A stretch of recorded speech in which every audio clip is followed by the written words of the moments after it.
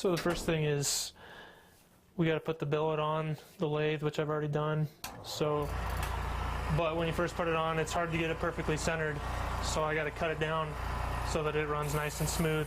Last year we ordered some custom bats through a company in Pennsylvania. And we thought, why can't we do that? There's a lathe at New Day. We kind of got on it and started experimenting. It was difficult. It was a lot harder than we thought it was going to be. I personally made the bats way too big.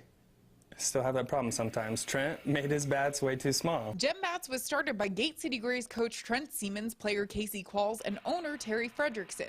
Siemens and Qualls currently crank out 3 to 4 bats a day, and they use some of the best quality wood. Different companies that make the billets all over the country, we look for the best steel, we look for the best wood. That's the key thing.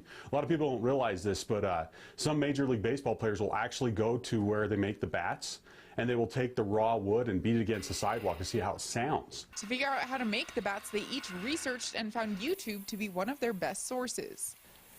We had to find out what kind of tools we needed and the general equipment that we needed. So we started small with some cheap tools and experimenting with it. A lot of the bat manufacturers kind of share a little bit of that information. Each wood bat is different and has much more sentimental value than one made out of aluminum. You get a personal attachment to the bats. Each one's unique in its own way. You have something different about each piece of wood. You don't share a wooden bat. That's how important it is to you.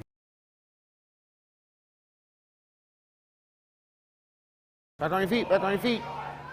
Movement, movement. We train hard for this. We've been going for a long time. Lots of practice, a lot of hard work and effort goes into it, and a little bit of fun in between. With some of the top kids in the country as young as 4 years old wrestling, the Grapplers Club has taught them skills outside of the mats. I've wrestled pretty much my whole life, and I've seen what it does to change kids' lives as they're growing up, and gives them a whole different level of confidence about themselves. It really helps them to excel in other sports because they learn to use their body. They learn, how to deal with adversity, how to be a good sportsman, be a good person, and accept defeat.